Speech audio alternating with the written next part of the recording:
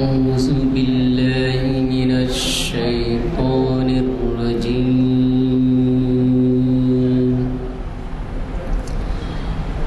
بسم الله الرحمن الرحيم.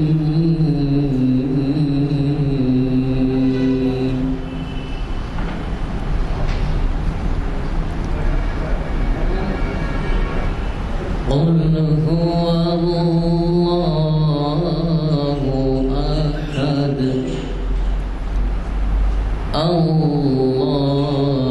الصمد لم يلد ولم يولد. بسم الله الرحمن الرحيم.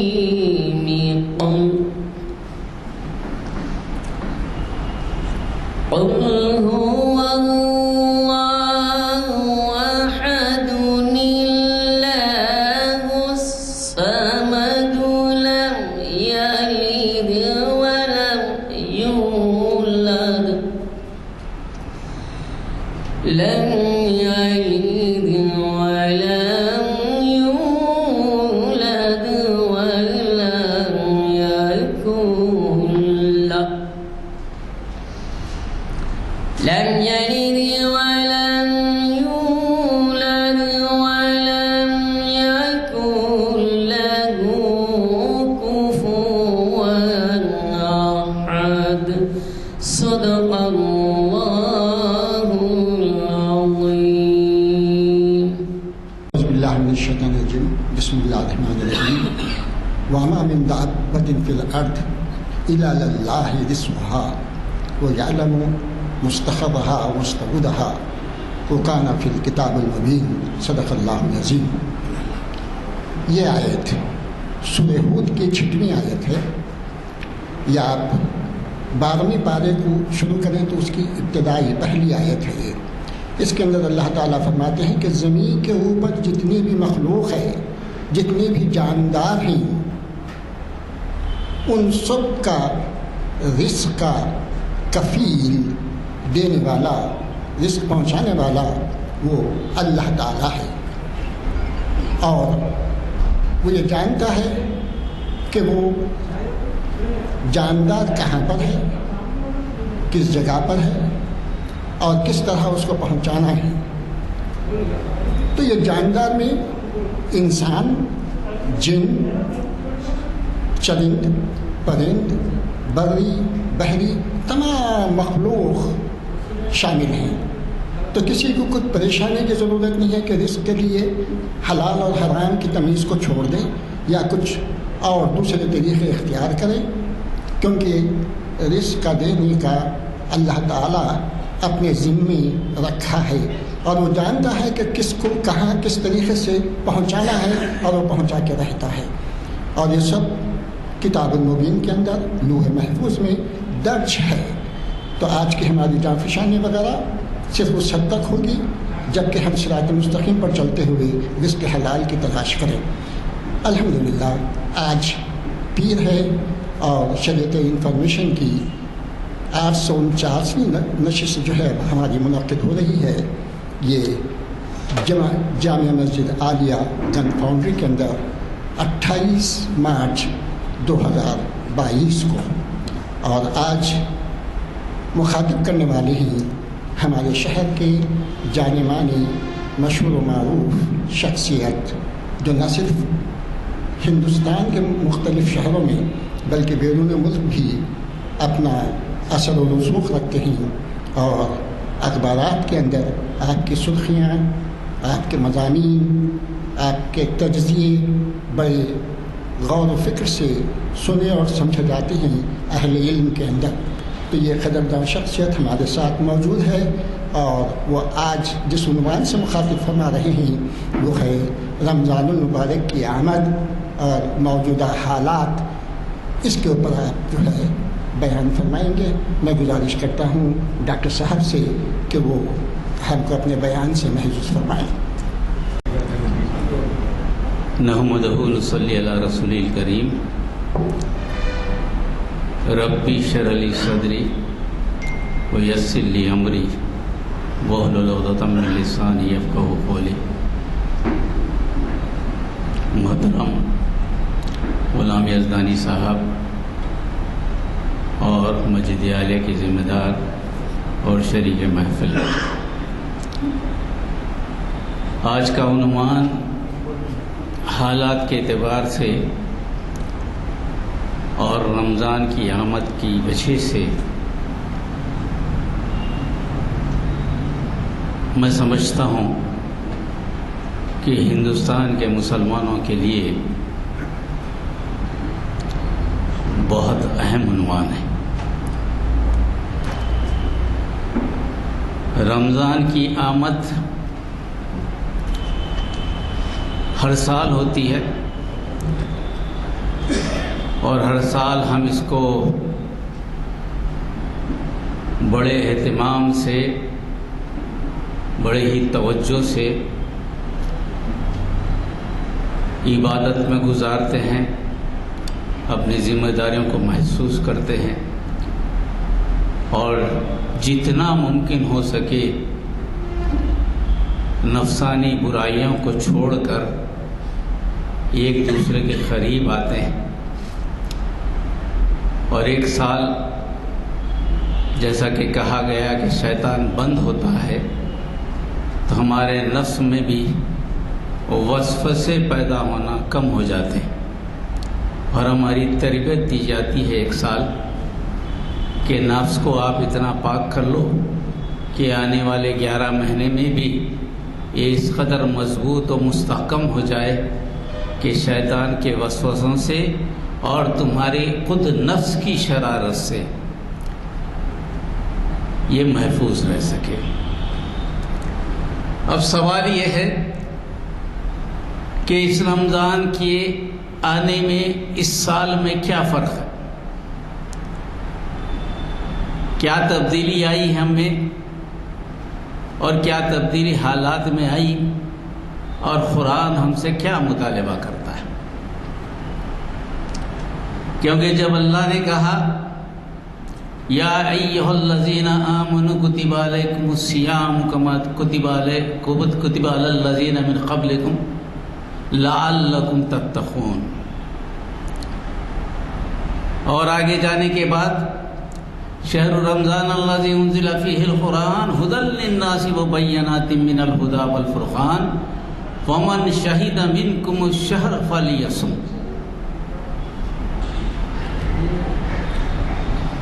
ایک تو روزوں کی تعریف ہے کہ روزے آپ پر جو رمضان میں فرض کیے گئے یہ کوئی پہلی مرتبہ نہیں ہو رہا ہے، بلکہ ہر امت میں روزے کسی نہ کسی درجے فرض کیے گئے۔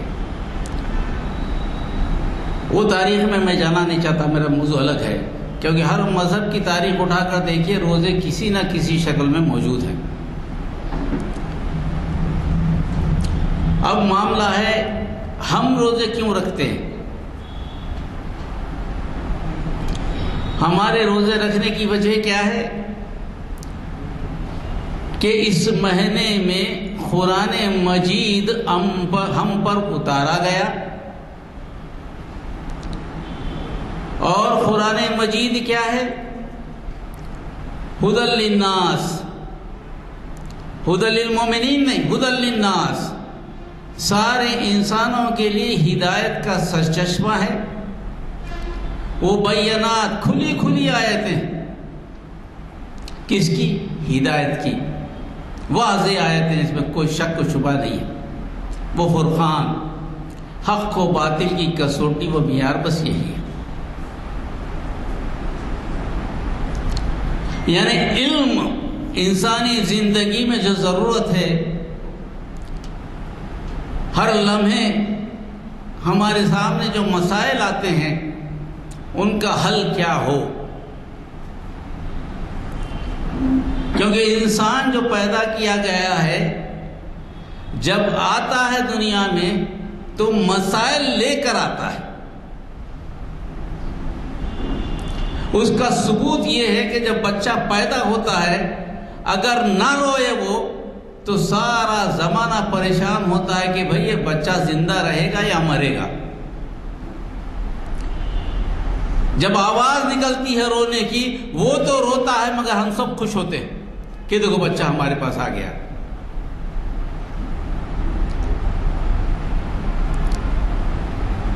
اور وہ جب داخل ہوتا ہے تو سمجھ کے داخل ہوتا ہے کہ میں اللہ نے مجھے جو بھیجا ہے ایک ذمہ داری دے کر بھیجا ہے.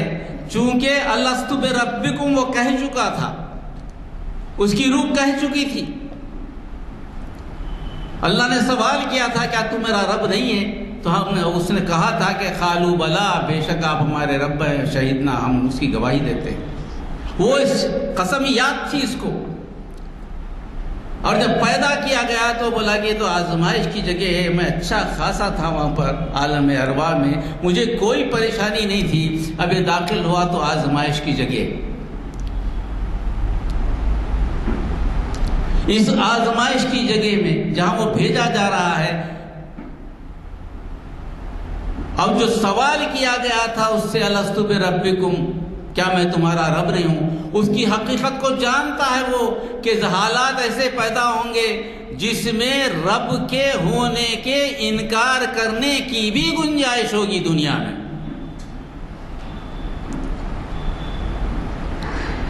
ایک ایسا ماحول ہوگا، عالم ارواح کی طرح پاک ماحول نہیں ہے، عالم برزخ کی طرح پاک ماحول نہیں ہے، عالم محشر کی طرح حساب و کتاب کے بعد جو جنت و دوزخ کا بات ہے اس کو ماحول نہیں ہے. مگر ایک مصائب کی دنیا میں داخل ہو رہا ہے جس میں اس کو ثابت کرنا ہے جو قسم وہ کھایا تھا آیا وہ اس قسم پر ٹھہرتا ہے یا نہیں ٹھہرتا.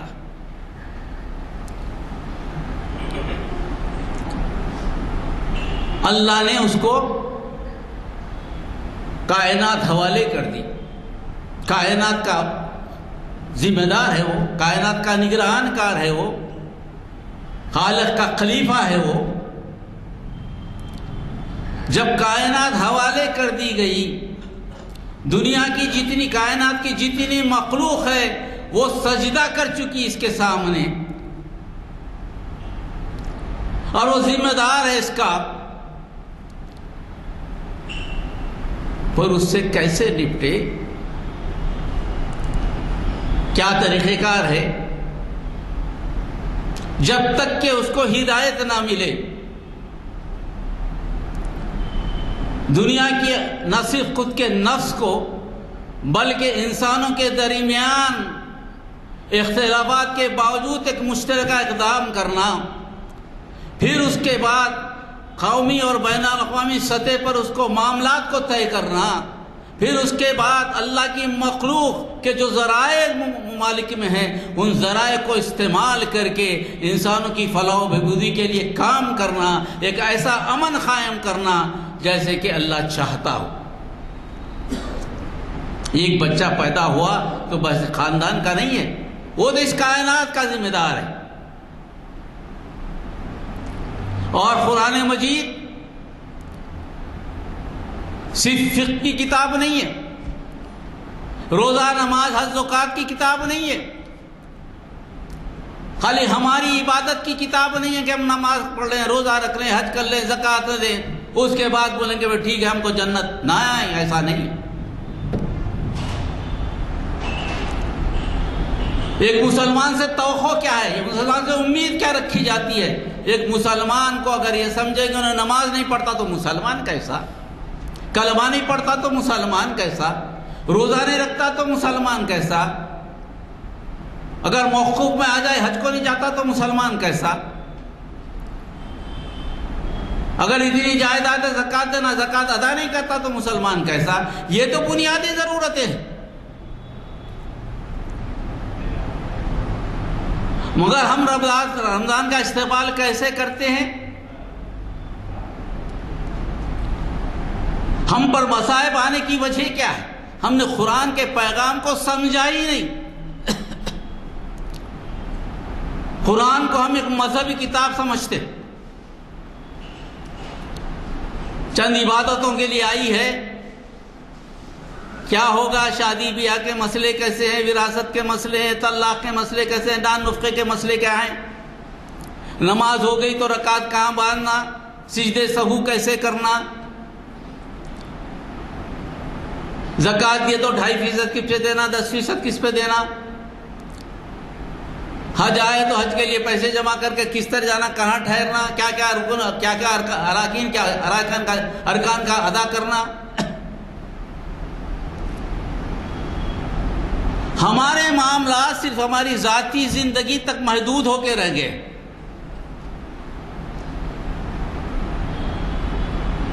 جب ذاتی زندگی تک محدود ہو جاتے ہیں،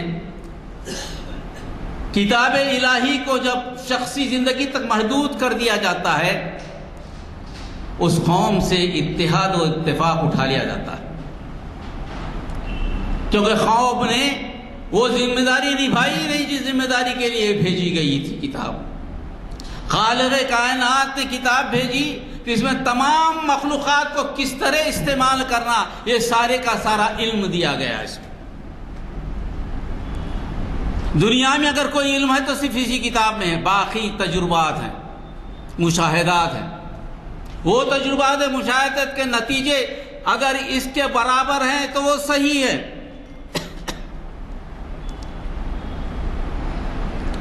اگر وہ تجربات و مشاہدات اس سے ٹکراتے ہیں تو تجربات مشاہدات کو فضیلت دے کر اس کو پیچھے ڈالنا، یہ تو کفر ہوا۔ بنیاد یہی ہے، اگر دنیا میں کوئی علم ہے اس کے سوا کوئی علم نہیں۔ کہا جاتا ہے کہ 666 آیتوں میں فقہ شریعت ہے، 6000 آیتیں، 6666 آیتیں قرآن مجید میں، 6000 آیتیں کائنات کی تخلیق پر، اللہ کی وحدانیت پر، اللہ کی عظمت پر، کائنات کی ذمہ داری پر، کائنات میں جو اللہ کا عظمت پھیلی ہوئی ہے اس پر تدبر کے لیے رکھی گئی۔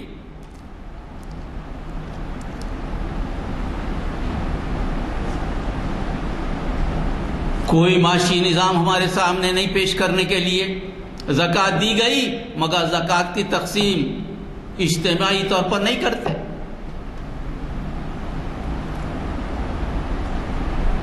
سیاسی نظام آپ کا کوئی نظام نہیں ہے، معاشرتی نظام آپ کے سامنے دیا گیا وہ نہیں ہے۔ ہر آدمی انفرادی طور پر ہے، ایک ہی آیت پکڑا ہے، قوا انفسکم واہلکم نارا، مگر اس کے بعد جو خاندان بنتا ہے، خاندان سے قبیلے بنتے ہیں، قبیلے سے ملک بنتے ہیں، ملک سے بین الاقوامی سطح پر جاتا ہے، اس کا خیال نہیں۔ جب آپ نے اپنے میدان کو چھوڑ دیا، معاشی میدان چھوڑ دیا، دوسروں نے قبضہ کر لیا، معاشرتی نظام چھوڑ دیا، دوسروں نے قبضہ کر لیا، سیاسی نظام چھوڑ دیا، دوسروں نے قبضہ کر لیا۔ جو قوم دینے کے لیے آئی تھی وہ قوم مانگنے والی ہو گئی۔ شکایت کاہے کی؟ شکایت تو وہ کرتا ہے جو کمزور ہوتا ہے، آپ کو کہے کی شکایت ہے؟ اگر آپ پہ ظلم ہو رہا ہے تو آپ کو شکایت کرنے کی گنجائش کہاں ہے؟ کہاں ہے گنجائش؟ بتائیے مجھے۔ اللہ نے نہیں کہا، آدم کو بھیجتے ہوئے نہیں کہا انسان اور شیطان دو دشمن ہیں، عدو مبین ہے، صریح دشمن ہے۔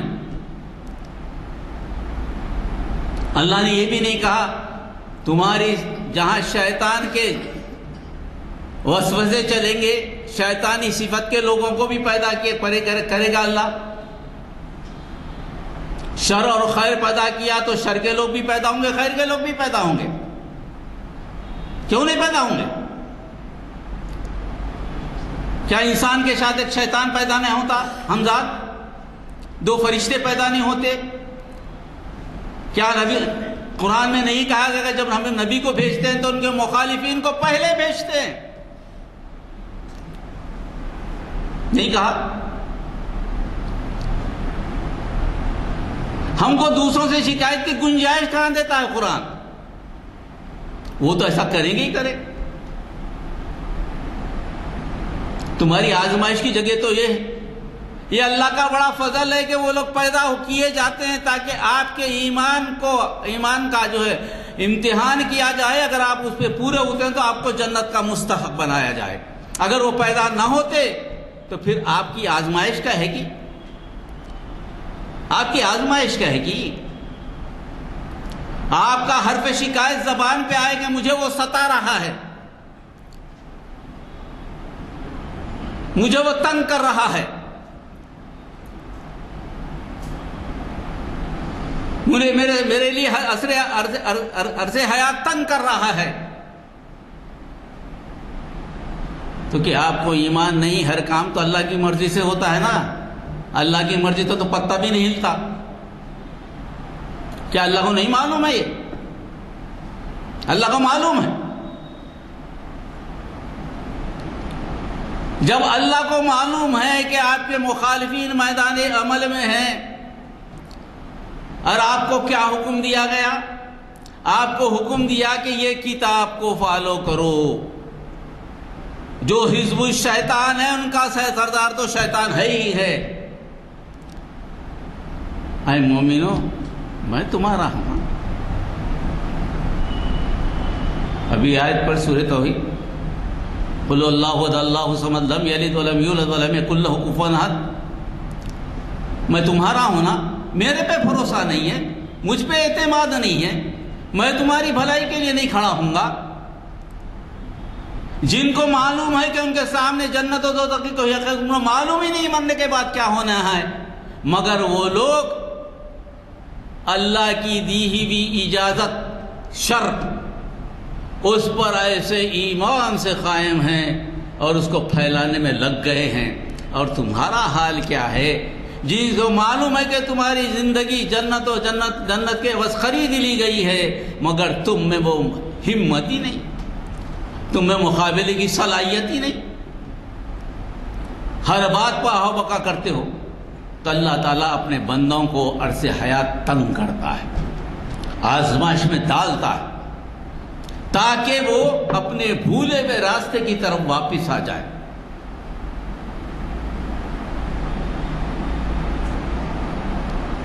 وَلَا يَزَالُونَ يُقَاتِلُونَكُمْ حَتَّى يَرُدُّكُمْ عَنْ دِينِكُمْ إِنِ اسْتَطَاعُوا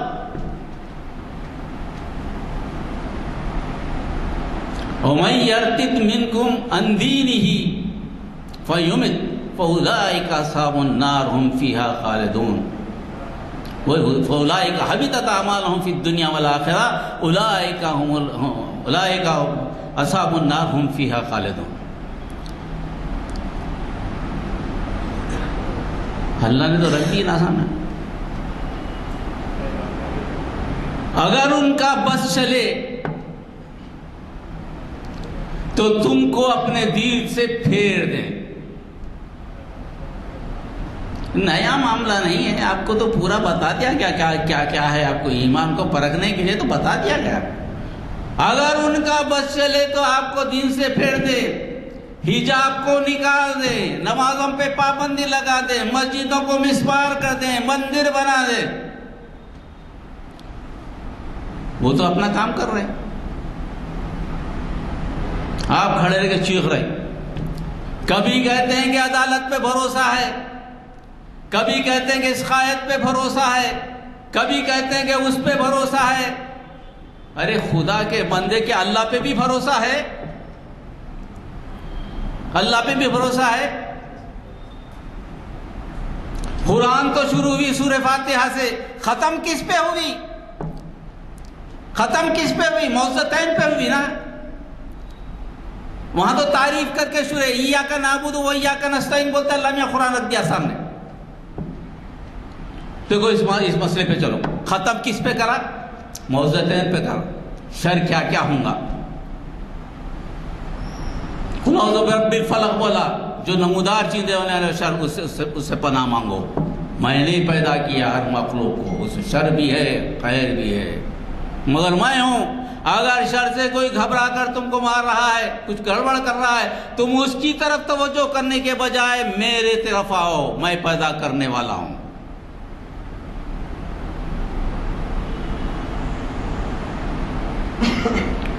پھوٹ کے پیدا کرنا، پھوٹ کے نکلنا.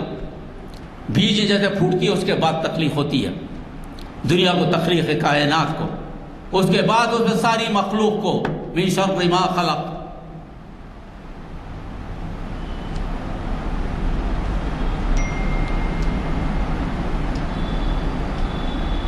اندھیروں کی بات آئی، جب اندھیرے ظلمات آ جائے تو ظلمات میں میں نے پیدا کیا ہے کہ دوسروں نے نہیں پیدا کیا. شر جیسے میں نے پیدا کیا، ظلمات بھی میں نے پیدا کیا. نور تم کو دیا ہوں، اس سے نور تم کو دیا ہوں محمد رسول اللہ صلی اللہ علیہ وسلم کی اسوہ حسنہ میں، اس کی طرف پلٹ آؤ. پروپیگنڈے میں مت پھنسو جو تمہارے خلاف کیا جاتا ہے. نفاثات فی العقد مت پھنسو اس میں، جادو ٹونے میں مت پھنسو، کیونکہ کوئی جادو ٹونا کام آنے والا نہیں ہے. اللہ ہی کا حکم چلے گا، اللہ ہی کا حکم آخری ہوگا. حاسدین اذا حسد، حسد کی صفت تو شیطان کی. اس کے بعد کی جو آیت ہے ملک رب الناس، قل اعوذ برب الناس ملک الناس الہ الناس، آپ نے نہیں کہا. قرآن ختم کرتے وقت کہہ رہے ہیں نا، پروردگار تو ہے مجھے پالنے والا، شاہ اختیار تیرے پاس ہے، حاجت روا تو ہے، تیرے علاوہ کوئی نہیں. مانگتے کس سے ہیں؟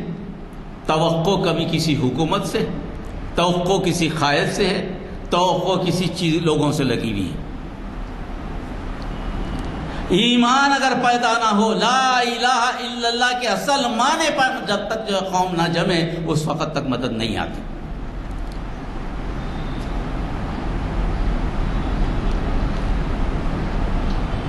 تو قرآن کو ہم نے سمجھنے میں بڑی غلطی کی.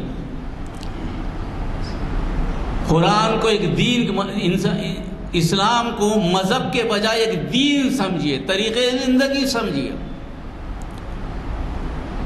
زندگی کے کسی لمحے میں آپ دین سے باہر نہیں ہیں.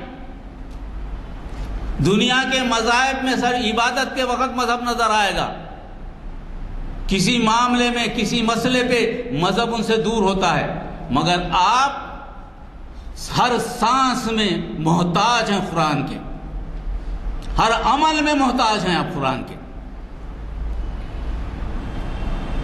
قرآن کا یہ مطالبہ ہے. سال میں ایک مرتبہ رمضان آیا، قرآن کے مطالبے کو یاد رکھیے. وَكَذَلِكَ جَعَلْنَاكُمْ أُمَّةً وَسَطًا لِتَكُونُوا شُهَدَاءَ عَلَى النَّاسِ وَيَكُونَ الرَّسُولُ عَلَيْكُمْ شَهِيدًا. یہ ذمہ داری ہے. 15 شعبان تو گزر گئی نا، شب برات منا لیا آپ، مگر شب برات کا مقصد کیا تھا؟ ڈکلریشن تھا. آپ کو 15 شعبان کو جو آیت اتری وہ یہ آیت تھی، ڈکلیئر کیا گیا تھا کہ تم اس طرح سے امت وسط بنا دی گئی ہو. رسول اکرم صلی اللہ علیہ وسلم روزے کیوں رہتے تھے؟ قد نرى تقلب وجهك في السماء فلنولينك قبلة ترضاها فول وجهك شطر المسجد الحرام وحيث ما كنتم تولوا وجوهكم ان الذين اوتوا الكتاب ليعلمون انه الحق من ربهم وما الله بغافل عما يعملون. بار بار نبی کریم صلی اللہ علیہ وسلم کا دیکھنا، یا اللہ مجھے میرے قبلے کی طرف کر دے. وہ دین جو آدم علیہ السلام نے لایا تھا اس دین کو اختتام کرنے والا مجھے بنا، کیونکہ آدم کا قبلہ تو کعبہ ہے نا، ابراہیم کا قبلہ تو کعبہ ہے. اختتام مجھ پر فرما، یہ تیرا وعدہ ہے.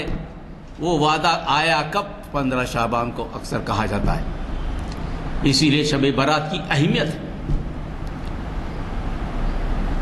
کیا ہے؟ آپ لوگوں پر گواہ بنا دیے گئے ہو. کیا گواہی دیں گے آپ؟ یہ گواہی دیں گے کہ میرا حجاب لٹ رہا تھا، بچوں کے سر پہ سے اوڑھنی کھینچی جا رہی تھی، میں خاموش تھا. وہ کیا جا رہا تھا، میں خاموش تھا. ہر جگہ کیا جا رہا تھا، میں خاموش تھا. میرے میں ہمت نہیں تھی. ارے بھائی طریقے ہیں، 50 طریقے ہیں.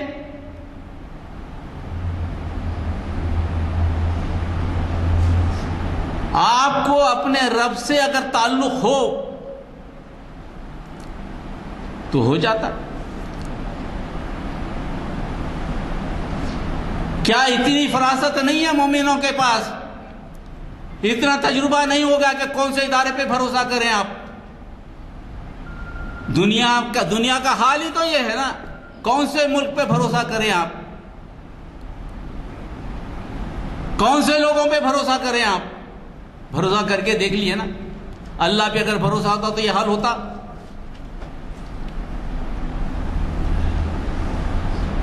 بچیوں کو ایگزام میں نئے بیٹھنے دیا جا رہا ہے.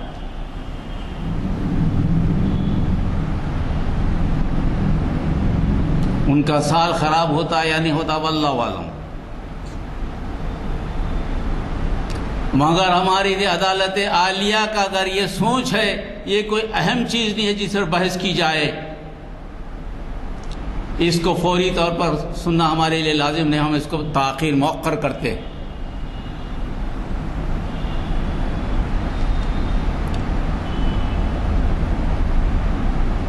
ہم کو سوچنا پڑے گا نا بحیثیت شہری. ہم نے بھی تو دستور بنایا نا. دستور کے بنانے والے ہم بھی ہیں.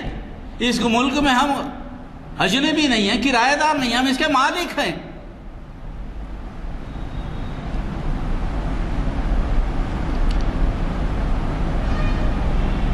تو ہمارا کیا مسئلہ ہونا چاہیے تھا؟ ہمارا کیا طریقہ کار ہونا چاہیے تھا؟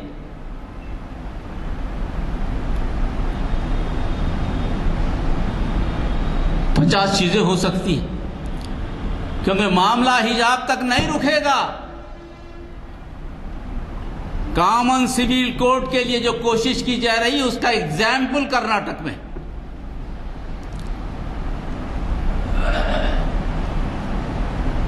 نماز پڑھ رہے ہیں آپ، رکعت ایسے بیٹھ رہے ہیں، رکوع میں جا رہے ہیں، سجدہ کر رہے ہیں، قاعدے میں بیٹھ رہے ہیں، پورے ارکان ادا کر دیے. ارکان کہاں ہیں قرآن مجید میں؟ ہے کیا ارکان قرآن مجید میں؟ ہے تو نہیں. جب تک قرآن نبی کریم صلی اللہ علیہ وسلم کی حدیث کو نہیں ملائیں گے اسلام پورا نہیں ہوتا. اگر ہر چیز قرآن میں دیکھنے جائیں گے تو ملے گی کیا؟ پردے کا مسئلہ تو قرآن میں ہے، سورہ احزاب میں ہے. حجاب کا مسئلہ ہے، سورہ نور میں تفصیل بتائی گئی ہے. اس کے بعد ہمارے بڑے بڑے وکلا بھی اس کا حوالہ دینے کو جھجک رہے ہیں، ثابت کرنے کو جھجک رہے ہیں. اگر ثابت بھی کر دیں سامنے والا نہ مانے کے لازم نہیں ہے تو آپ کیا کر لیں گے؟ کیا کر لیں؟ کہ اللہ کو نہیں معلوم ایسا ہونے والا ہے؟ اللہ کو معلوم ہے، اللہ جانتا ہے. کیا آپ کوئی مصیبت میں ڈالنا چاہتا ہے؟ اللہ نہیں. اللہ تعالیٰ ایسے حالات اس لیے پیدا کرتا ہے کہ ہمارے درمیان کی جو منافقت ہے، قول و عمل میں فرق ہے، ہمارے درمیان جو خوف ہے، اللہ کے بجائے وہ خوف کو نکلیں اور سیدھے راستے پہ آ جائے.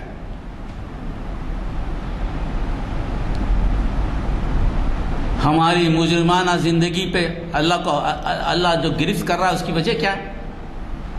آزاد ہو گئے کتنے سال ہو گئے ہم ہندوستان؟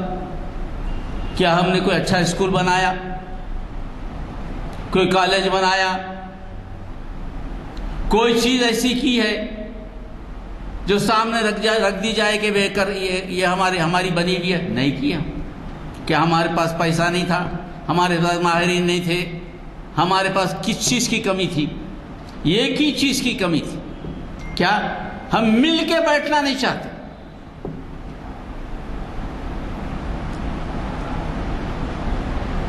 ہم یہ سمجھتے ہیں رمضان آ گیا، زکوٰۃ نکال دیے، 4 ساڑیاں اس کو دے دیے، 5 ساڑیاں اس کو دے دیے، گھر والوں کو کپڑے بنا دیے. وہ مانگنے والا، زکوٰۃ لینے والا، زندگی بھر زکوٰۃ لینے والا ہے، آ رہا اس کو دیتے چلے جا رہے ہیں. اب کہہ رہے ہیں کہ میں زکوٰۃ ادا کر دیا. خدا کے بندے، اللہ کا نکال کے دیکھو سیرت نبی میں، کیا زکوٰۃ ایسی تقسیم کرنے والی زکوٰۃ بھی زکوٰۃ ہوتی ہے؟ زکوٰۃ ہوتی ہے. زکوٰۃ کا جب تک کہ اجتماعی نظام نہ ہو زکوٰۃ کہلائی نہیں جا سکتی.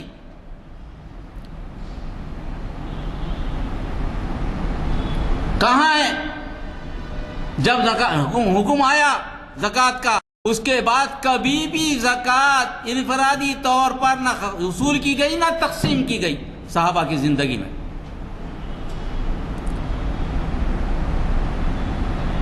33,000 کروڑ کی زکوٰۃ نکالتے ہیں آپ سالانہ. یہ میں بات کر رہا ہوں 10 سال پہلے کی جماعت اسلامی کے اپنے اجمالی اعداد و شمار سے. 33,000 کروڑ کی زکوٰۃ ختم ہو جاتی ہے. آپ اس کو اپنے آپ کو قسم و پرسی میں سمجھتے ہیں؟ آ گیا رمضان آ گیا، میووں کے دام بڑھ جاتے ہیں، کپڑوں کے دام بڑھ جاتے ہیں، ترکاری کے دام بڑھ جاتے ہیں، ہر چیز کے دام بڑھ جاتے ہیں. ایک مہینے میں آپ کی جو خرید و فروخت ہوتی ہے، اگر 3 سال تک آپ کو خرید و فروخت ہو جائے تو ان کی انڈسٹریز بند ہو جائے. آپ کمزور ہیں کیا؟ قطعی کمزور نہیں. آپ نے سمجھ لیا کمزور ہے. اللہ تعالیٰ کا وعدہ ہے اس قوم پر. نبی کریم صلی اللہ علیہ وسلم سے وعدہ کیا اللہ تعالیٰ نے، اس کو کبھی کسی قوم کو ہماری قوم پہ مسلط نہیں کرے گا. آپ اپنی قوت کو تو سمجھے، آپ کی معیشت کو تو سمجھے، آپ اپنی زکوٰۃ کی جو اہمیت ہے اس کو تو سمجھے، اجتماعی طور پر بنائے. کیا دیتا ہے KCR یہاں پہ 2,000 کروڑ. زکوٰۃ کتنی ہے آپ کی؟ حیدرآباد کی زکوٰۃ 10 سال پہلے 1,800 کروڑ تھی.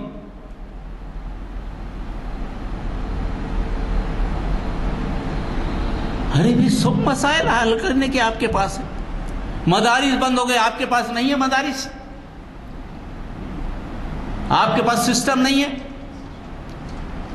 بے پردہ کر کے بچی کو اسکول کے بھیجنے کے بجائے روکنا زیادہ ضروری ہے، کیونکہ اللہ کے پاس شریعت کی اہمیت ہے، تعلیم کی نہیں. علم تو یہ ہے، علم وہ نہیں ہے. وہ علم جس سے یہ علم تباہ ہوتا ہو وہ علم قطعی نہیں کہا جاتا. گھر میں بیٹھ کے 1 سال تک تو گھر میں بیٹھے رہنا، اللہ نے دے دیا نا تجربہ آپ کو. گھر میں بیٹھ کے پڑھ کے نکل گئے. کیا ایسا نہیں پڑھ سکتے آپ؟ یہ ایجوکیشن سسٹم نہیں ہے ویسا دینے.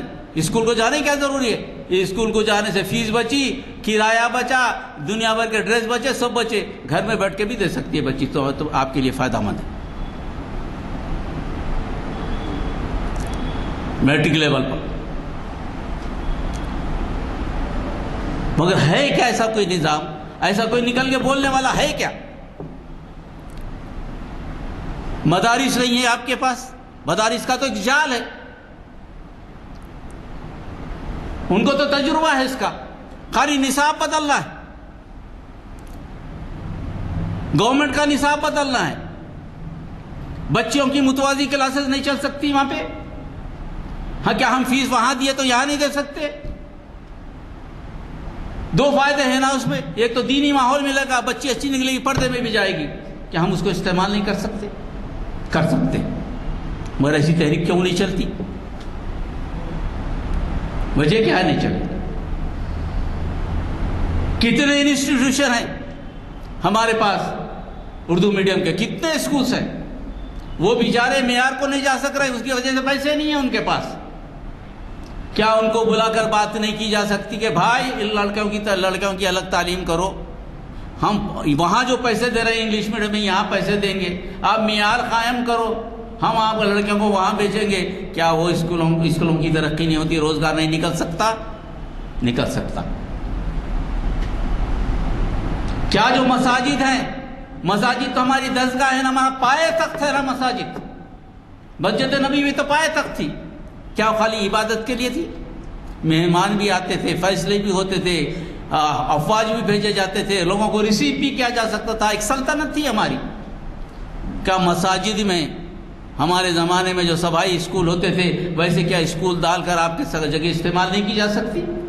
روزگار کے موقع بھی نہیں بتائے جاتے، اچھے لوگوں کو ہائر کر کے لایا جا سکتا ہے، تعلیم دی جا سکتی ہے، کر نہیں سکتے، ہر چیز کر سکتے۔ اللہ تو اس پہ لا رہا ہے، اللہ رہا ہے کہ تم اپنے آپ کو متحد کر کے ایک اسلامی نظام کو نافذ کرنے کے لیے آگے بڑھو۔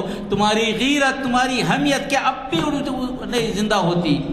تمہارے بچوں کے سر سے نکالا جا رہا ہے اور ڈرایا جا رہا ہے، اور تم ڈر کے احتجاج کر رہے ہو۔ ارے کیوں نہیں کہتے کہ ہم اپنے بچوں کو نہیں بھیجیں گے؟ ابو الحسن علی ندوی یاد آتے ہیں، اللہ ان کی قبر کو نور سے بھر دے۔ جب سوریہ نمسکار کا معاملہ نکلا اسکول میں، آپ نے اس وقت اعلان کیا تھا، میں سارے مسلمانوں کو حکم دیتا ہوں کہ اب میں خواہش کرتا ہوں کہ سارے بچوں کو اسکول سے نکال لیں۔ دوسرے روز ٹھیک ہو گیا معاملہ۔ آپ سمجھتے ہیں کہ آپ کے بچے اسکول میں جانے سے ان کا آپ کو نقصان آ رہا؟ نہیں، مسلمانوں کی کثیر تعداد یہ مشن اسکول میں پڑھتی ہے، جس سے کرسچینٹی میں اضافہ ہوتا ہے۔ اگر آپ اس میں سے نکال لیں گے بچوں کو، آپ دیکھیں گے 1-1.5 سال میں وہ پورے مشن اسکول بیٹھ جائیں گے۔ ارے آپ کے پاس اللہ نے بہت قوت دی ہے، بہت وسائل دیے، بیٹھنے کی ضرورت ہے۔ ہمارے ان لوگوں کو استعمال کیجئے نا، ان لوگوں نے بہت قربانی دی ہے، بہت قربانی دی ہے۔ 48 الیکشن ایکشن کے بعد ایسے بڑے لوگ ہمارے پاس، IAS آفیسرس ہیں ہمارے پاس، ماہرین تعلیم ہیں ہمارے پاس، کتنے لوگ موجود رہی ہیں۔ ان کو بلا کے بات کیا مسئلے کا حل کیا ہے آخر؟ یہ ابتدائی حل ہوگا تو ایک درمیانی حل ہوگا، یا تو فائنل حل ہوگا، اس کو بنا سکتے۔ قرآن جو ہے نا ایک اتحاد امت کا مظاہرہ چاہتا ہے۔ یہ رمضان آپ سے وہی مطالبہ کرتا ہے، ساری دنیا کے مسلمانوں سے مطالبہ کرتا ہے، کیونکہ یہ صدی اسلام کی صدی ہے۔ اور انشاءاللہ پھر کبھی ہوا تو بات کروں گا، کبھی تو جو ہے انشاءاللہ اس موضوع پہ اللہ سے دعا ہے کہ اللہ تعالی ہم کو آپ کو سمجھنے کی توفیق عطا فرمائے، اور اس مسلمان امت کو اللہ تعالیٰ نے بہت وسائل سے نوازا ہے، یہ کبھی محکوم نہیں رہی۔ اللہ ان میں اتنی جرأت پیدا کرے، ان میں ایسے لوگوں کو سامنے لائے جو واقعی طور پر مسائل کا سامنا کرنے کی جرأت رکھ سکیں، حوصلہ رکھ سکیں، اور ہمارے درمیان سے ایسے لوگوں کو اٹھا جو ان کا سنجیدگی سے، قانونی اعتبار سے، آئینی اعتبار سے لوگ ان کا مقابلہ کر سکیں، اور ہم اس ملک میں شہری ہیں، ملک کا قانون بنانے والے ہیں، کسی کو یہ پوچھنے کا حق نہیں ہے کہ ہماری فرما برداری کے تعلق سے ہم بھی ویسی ہیں جو دوسرے، اس کی ہمت دے۔ اللہم انا نسألک من خیر ما سألک منہ نبیک محمد صلی اللہ علیہ وسلم ونعوذ بک من شر ما استعاذک منہ نبیک محمد صلی اللہ علیہ وسلم وانت المستعان وعلیک البلاغ لا حول ولا قوة الا باللہ صلی اللہ تعالی علی خیر خلقہ وآلہ واصحابہ اجمعین سبحان ربک رب العزت عما یصفون وسلام علی المرسلین والحمد للہ رب العالمین۔ السلام علیکم ورحمۃ اللہ وبرکاتہ۔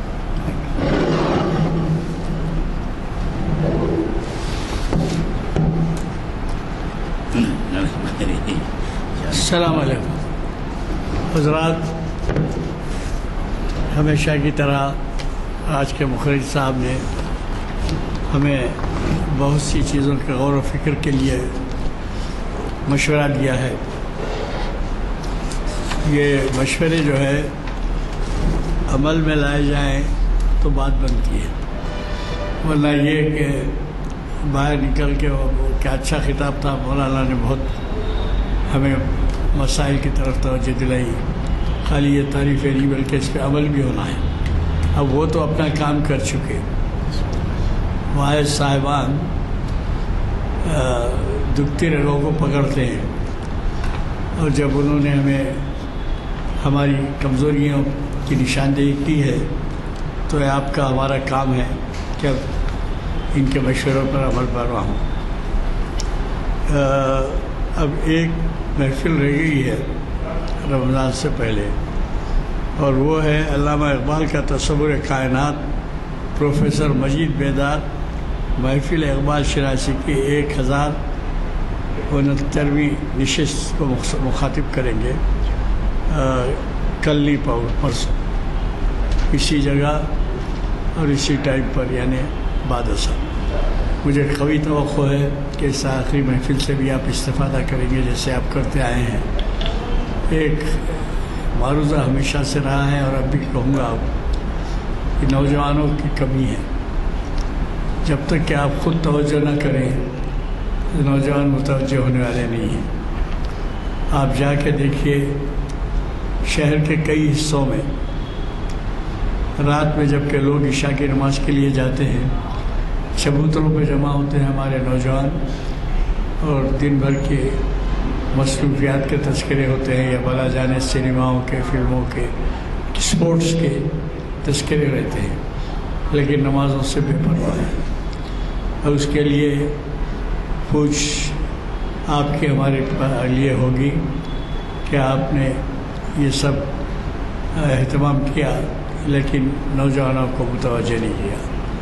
میں عملی طور پہ اس کا ثبوت اس طرح سے پیش کرتا ہوں کہ کتنے نوجوان ہیں جو آج موجود ہیں یہاں پر۔ تو میرے خیال میں رمضان کی طرف متوجہ کرنے کے لیے کوشش کیجیے اور دیکھیے کہ بچے واقف ہوں کہ ماہ رمضان کی کیا اہمیت ہے۔ چہارشنبے کے دن میں جیسے ذکر کیا علامہ اقبال کا تصور کائنات، اس عنوان سے پروفیسر مجید بیدار محفل اقبال شناسی کے 169ویں نشست کو مخاطب کریں گے۔ مجھے قوی توقع ہے کہ آپ حضرات اس محفل کو اس سال کے آخری لیکچر میں ضرور شرکت فرمائیں گے، کیونکہ ماہ رمضان میں ہماری محافل بند رہتی ہے۔ میں چونکہ دعا ہو چکی ہے محفل کے اختتام کا اعلان کرتا ہوں۔